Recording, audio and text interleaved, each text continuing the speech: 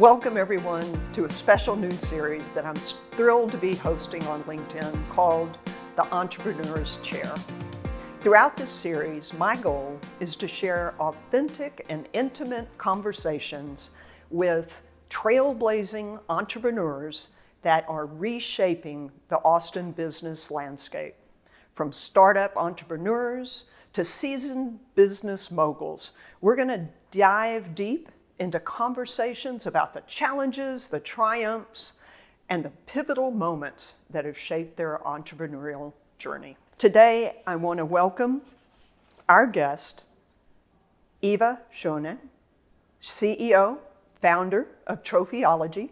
Observing that recognition awards and plaques seem to be outdated, predictable, standardized, Eva founded Trophyology in 2011 to offer a modern, design-oriented alternative in the award and recognition industry.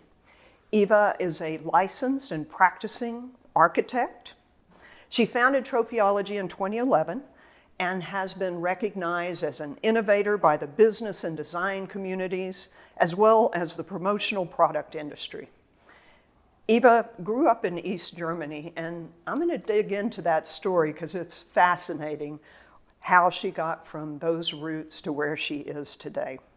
So Eva, welcome. Thank you so much for having me, Elizabeth. I'm very honored that you asked me to be here with you. Thank you. Well, I appreciate your investment in time. So Eva, the first time I got to experience your awards firsthand was one of our fellow WPO members, Joyce Durst. She reached that pinnacle 50 million plus in revenue. Mm-hmm. And we had an award made for her, the Legendary Badass Award. It's a great title. I love that. And you designed just a keepsake of just something that she's going to be so proud to display. Now, I wasn't even aware that this was a niche.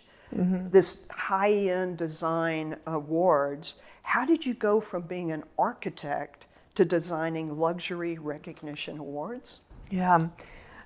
First of all, I was incredibly pleased to help with that recognition for Joyce, because I know as a group, the WPO is really supporting one another, encouraging one another, recognizing one another, and that milestone is so significant, and I understand the sentiments that people wanted to express, and there was a real need to create objects that could actually carry the significance of those sentiments, yes. Right? And that's something when I was, in architecture school, that there were three things that led to that. One of them was I was very fortunate to receive recognition myself multiple times throughout my academic and professional career. Mm-hmm. And I always wondered, why am I getting this doodah? There was a real air of embarrassment. I could feel it, like people were really excited to recognize me, but then they had these very outdated objects, and they were a little bit uncomfortable presenting it, right? They were like, we really appreciate what you do, and here's this, this object that has your name on it, right? And we really mean it, but it's not actually expressing what we're trying to say. Sure. And so there was an air of embarrassment around it. And as the recipient, I had questions on it. I was like, really, is that the only thing that's out there? And I was always really proud and touched by recognition, like most people are. And but I never felt compelled to show any of them. Sure. I didn't want them out in my space. I was like, I'm gonna just have that as a line item on, a resume. But here's the thing: recognition is built into human beings, right? We need it. It's very, very important for us to be part of a group. That sense of belonging, if you go back to the Maslow hierarchy of needs, sure. It's really important to belong, to know that we're seen, that we're heard. It's really what drives us. Right. And so facilitating that in a professional setting with meaning and style is important. Uh-huh. And architecture was a really wonderful vehicle. When I was in architecture school, there was a design competition to design an award for architects. Mm-hmm. And it was the first time I thought about it. What does it mean to create something that has excellence and honor and recognition to express that in material form? And so I was super excited about it. I participated. I designed a concrete award for architects. I love architectural materials. They're so beautiful. And I submitted that and was just thrilled, And then the third thing is really, I feel like I was raised to be an entrepreneur. Yeah. So those were the three things. I saw the problem with my own recognition that I received, Mm-hmm. the competition, and then I just have an entrepreneurial spirit built into me. And you mentioned that. Let's delve into that a little bit. So you said you were, kind of born to be an entrepreneur. What inspired you to become an entrepreneur? Growing up in East Germany, you wouldn't think that is an entrepreneurial breeding ground. It was not, right? The whole thing about it is conformity and making people feel strong in a group, but not as individuals. That's really, that was one of the things that occurred in that system. Okay. Individual thinking, individual thoughts, independent thought was not encouraged. And yet, the scarcity of the life, it was quite different from what I live now. I'm incredibly fortunate to even sit here with you today, It forced people to create something out of nothing. It started with clothing. Like, you couldn't just go and buy what you wanted. It wasn't available. It was all standardized, predictable, Sure. And so my mom, she would sew clothing. We would take apart old clothing from, grandmas who had given us some things that had some nice materials, and we would take them apart and resew them so that we would have, something a little bit special. And she just taught me, to take things and make the best of it. And so I give a lot of credit to my mom to always question the status quo. That was a big thing. And I think that's ultimately what entrepreneurs do, right? We have an opportunity to question the status quo, make it better, innovate, and develop something else. Yeah, that's beautiful. And I'd like to start there. It sounds like your mom had a huge impact on your life. Yeah. Walk us through just your childhood and your story from there coming in the United States. Just share what that was like. Yeah. So I was very fortunate to be born with a mom who deeply loved my brother and me. And she raised us herself. And she didn't have an easy life. Very, very difficult. And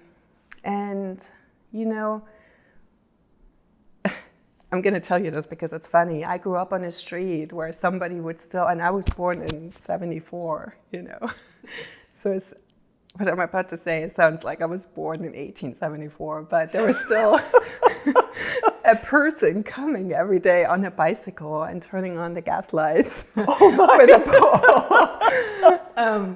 We didn't have telephones in our home. TV was incredibly expensive, so it wasn't, you couldn't just buy that.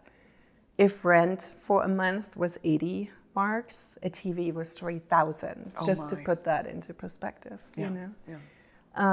So we grew up with, I know all kinds of needlework and, I know how to make lace, like the old-fashioned way, Again, hello, 1874.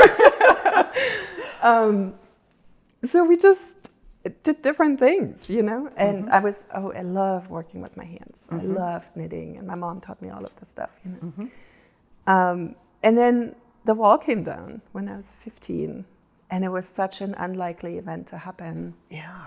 So I was old enough to have lived in East Germany to know what it meant, right, to grow up there, and the very difficult decisions people have to make. Yes. And really, that it got very tricky for people, you know, to find their own being within the system. Yeah. So I grew up in that, and then the wall came down, and it was such an unlikely event. People don't understand just how unlikely it was, like even a week before it happened, even a day before it happened. Right. It was a confluence of very interesting circumstances, and we're very fortunate, you know, that I happened to grow up in that period of time.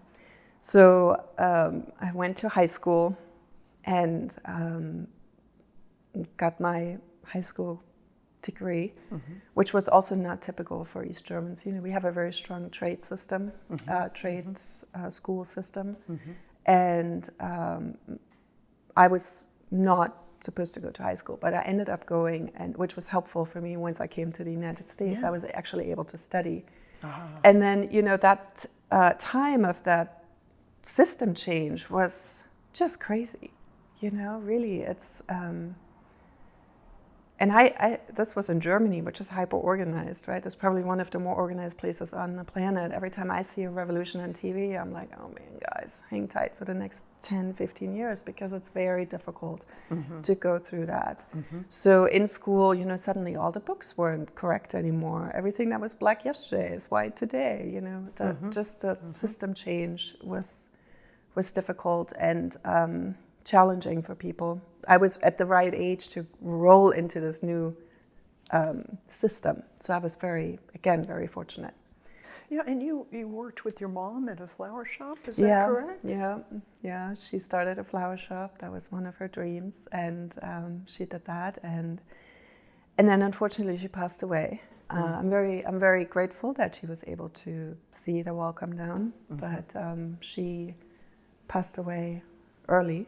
And I took over that flower shop and ran it. So that was really your first entrepreneurial engagement, Yeah, was actually yeah. running a flower shop. Yes, How it old was. were you at that time? 21. 21. Yeah. A lot of responsibility. Yeah, it was.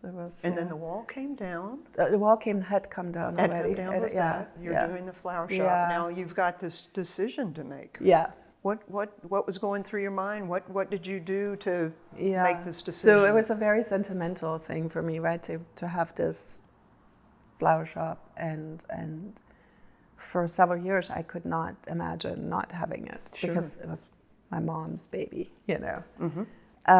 But I had several friends who said, you know, you have to consider your own life. And I rejected that, and you know, I was still so, you know, confused by the whole situation, actually, you know, and overwhelmed by it. And but, you know, I think when we talk to each other, this is actually something that I think is so valuable. Also, what a WPO does, you know, this group of women. When we talk to each other, we have real influence, whether or not that resonates in the moment with someone, or you know, we hear things, and then when we're ready to actually hear them, right? They on our own timeline. On our own timeline, we're like, oh, this actually would make sense, right?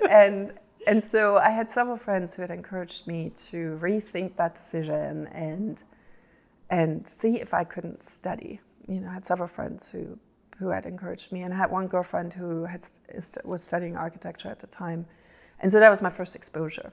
And she shared with me some of her projects, and I would talk with her, and she said, you know, you have a sense for this, you know, maybe that's something you could do. And so that's how, when I came to the United States, I had met my boyfriend at the time in Europe, and he was American, and he invited me to come visit, and that's what I did. And then we ended up being together, and I ended up moving here. Wow. What was your first job in the U.S.? I was working still as a fashion model. Wow. Yeah, so that was my first job here. Yeah, I did that through architecture school, and and that's what I did. That's very impressive. And so you came to the States, you had your modeling career, and then we got into architecture. How did that happen? So I went to a junior college, in Florida, and met one of my first design professor, whom I'm still close with today. Oh, wow. Yes, Mr. Hudson. And he was just so encouraging and taught so many interesting things, and it resonated, you know. And I liked the technical aspects and the creative aspects of architecture, and I still find them very, very intriguing and helpful.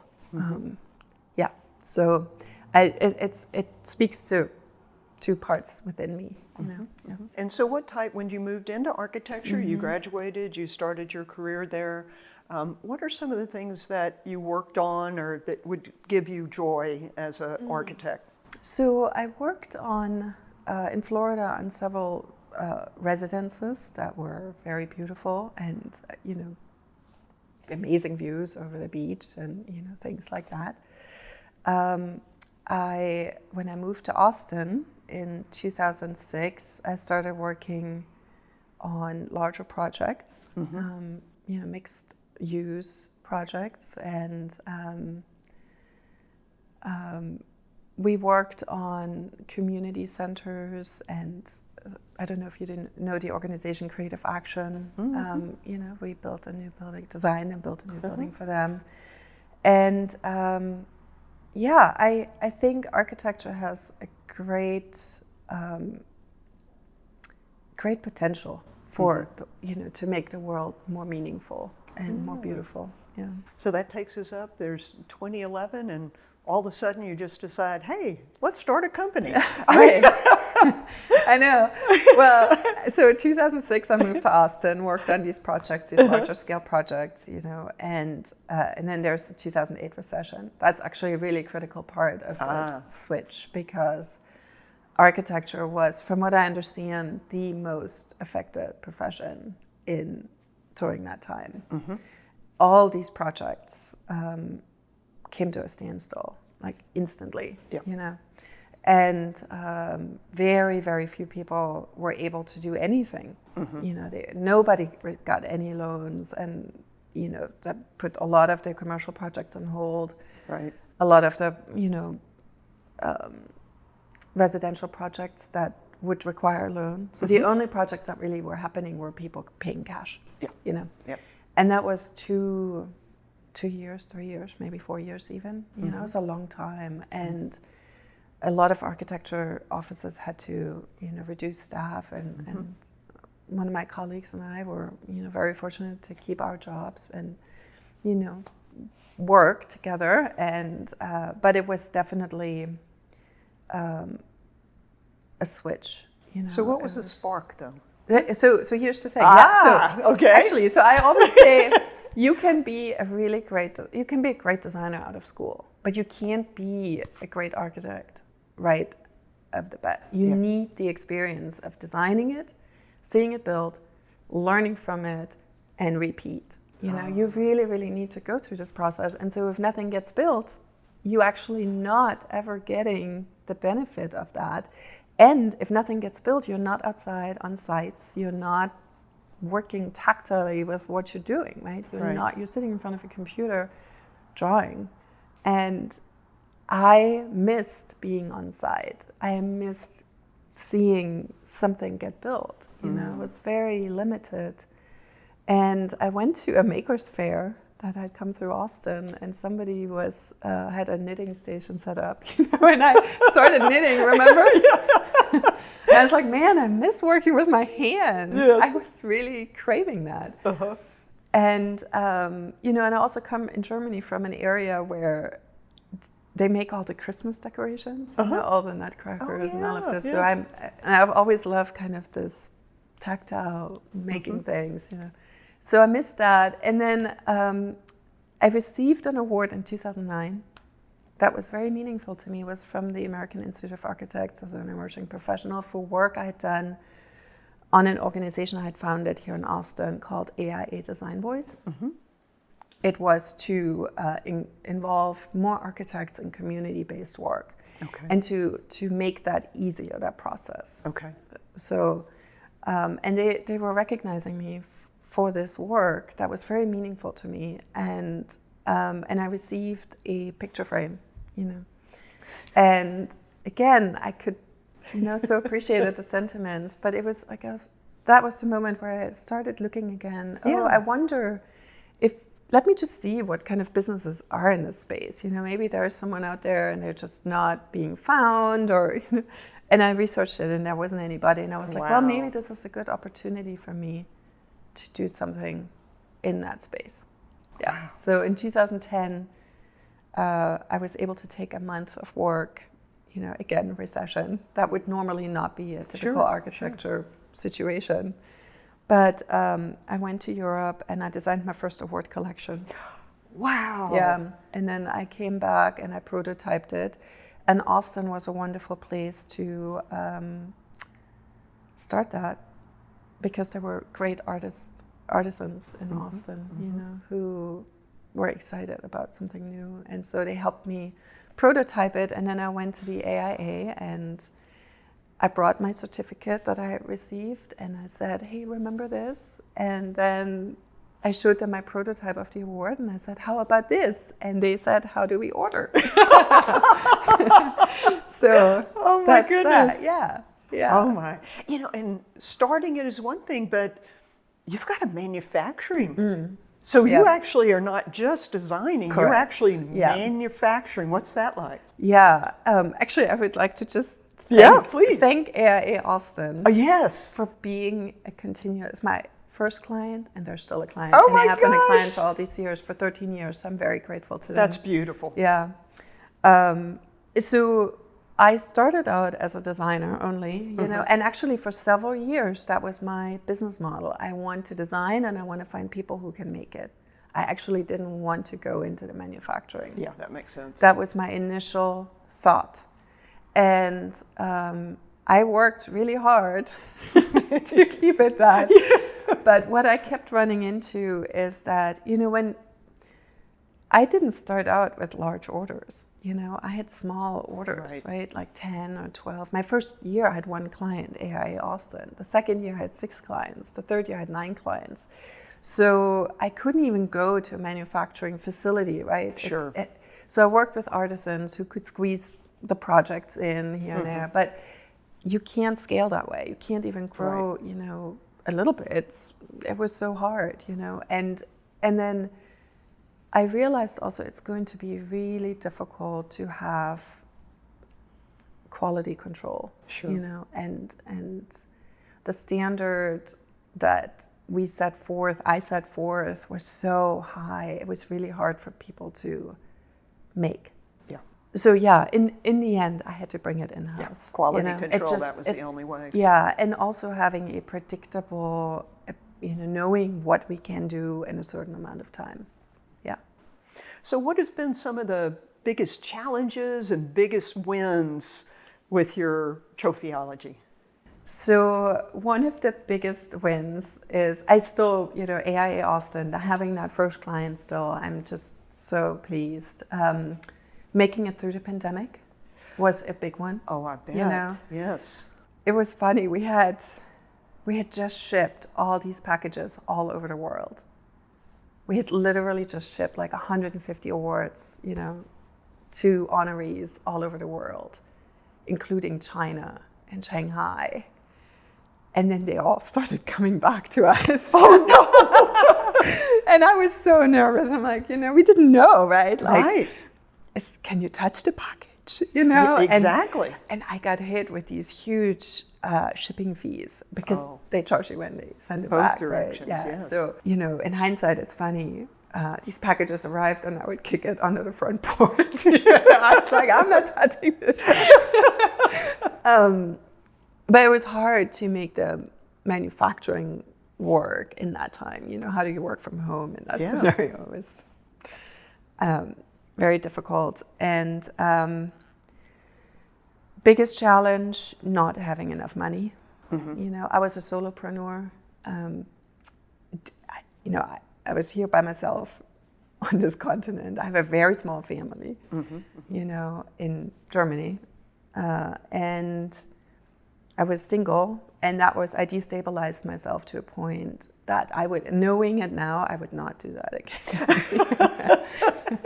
It's so good that we don't know sometimes. Oh man, seriously, that entrepreneurial spirit, right? It's also a heck of a lot of naivete, not knowing. Correct. And just, yeah, so I was naive, that I had no idea how long it would take, And the lesson learned is, business has to be profitable quickly. And you need to have a rainy day fund. You can't operate without it. It's really important. Yeah, getting that safety in there. Yeah, so those are some of the things I'm working on, right? To take the company to the next level. Mm-hmm. And to be very mindful of that balance between the safety net that we have to create and also reinvesting into the company. Yeah. Well, it's amazing. I mean, just getting to that, you have a beautiful company, such quality product. Let's have a little fun. Yeah. If you could design an award for anyone in the world, who would it be? Madam President of the United States. There you go. Yeah. Yeah. I'm very excited about that and can't wait when that is going to be. And I very much hope I have that opportunity to help recognize that woman. Yeah. That is beautiful. But I also want to say this, and I think about this with regularity as we live in a culture of celebrity and, everybody wanting to be a little famous, right? Which is, again, right, it's built into us, right? Sure, it really is. And the recognition we need to embrace that. Totally. But I am so happy. I think about this very frequently. I'm so very happy about helping recognize every single person for whom we make awards. And the stories for whom, the stories we learn why people are being recognized, they're so touching. I've come to so believe in people through this work. Most people are fundamentally good and want to do nice things and good things and want to be good stewards and I love that we help with that. Honoring the goodness, honoring the achievement. Yeah, the goodness in people. Yeah, all of that. I really, really enjoy that. So Eva, as we kind of come to the end, I'd like to ask two questions. One is, authentically, what makes a successful entrepreneur? And the second part is, how do you define success as an entrepreneur? So I would like to answer with a Maya Angelou quote. Success is liking yourself, liking what you do, and liking how you do it. And to me, that is just really wonderful to think about it in those terms. I feel like as entrepreneurs, we have a wonderful and very unique opportunity to shape our small sphere of influence, right? We set forth the values, we set forth what we want to see in the world.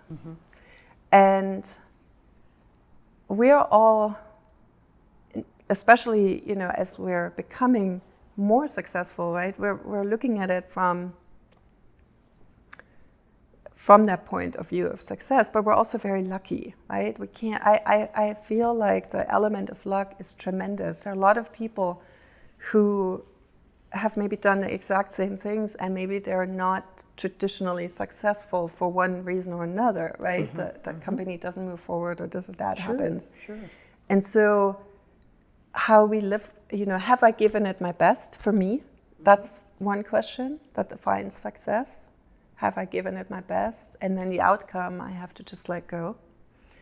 And also liking who I am while I'm doing this work. Yes. That's really important to me. I would not want to just go after success without being the person I want to be, So my own personal motto is excellence with ease and kindness.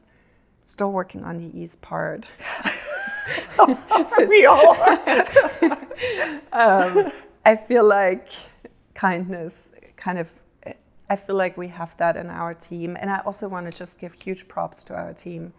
We're talking here, I'm sitting here as a representation of the team, but it's really I could not do this work by myself. You know, we have unbelievable artisans and just wonderful team members who put so much love and passion in this work, and who care deeply about the people receiving the awards. Yeah. And so I feel successful that we've created that we've created a nice place of work where people like coming to work, for instance. You know, that's a success for me too. And of course, helping our clients, all of that. And then lastly, I'd like to answer with that for me, the entrepreneurship has been the best personal development tool I could possibly imagine. You know, everything I need to learn, it comes up. That's right. That's right. And if I'm not learning it, it keeps coming up. And so I try to see it with a sense of humor too. And as I'm growing older, that's maybe the thing that I'm striving for next, is more fun with it. You know, just more enjoy joy. the journey. Yeah. And a little bit more giggles about it all, you know.